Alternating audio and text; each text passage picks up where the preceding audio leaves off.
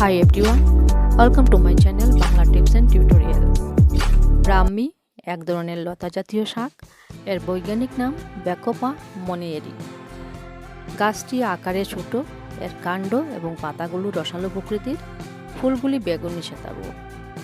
সাধারণত এটি বেঝা এবং স্যাঁতসেঁতে মাটিতেই বেশি জন্মায়।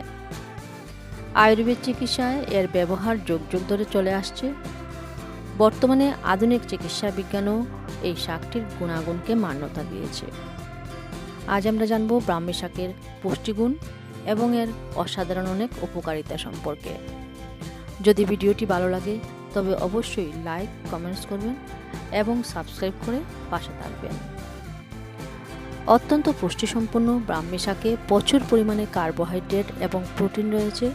তাছাড়াও vitamin A, calcium, magnesium, manganese, phosphorus ও ফ্যাটি অ্যাসিড ইত্যাদি পুষ্টিকর উপাদান রয়েছে, যা আমাদের শরীরকে নানাভাবে উপকৃত করে। শাকে রয়েছে প্রচুর পরিমাণ অ্যান্টিঅক্সিডেন্ট এবং ভিটামিন সি, যা রোগ প্রতিরোধ ক্ষমতা বৃদ্ধিতে বিশেষভাবে সাহায্য করে।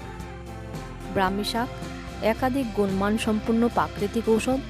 এর অ্যান্টি ইনফ্ল্যামেটরি উপাদান গ্যাস এবং হজমের সমস্যা দূর করে।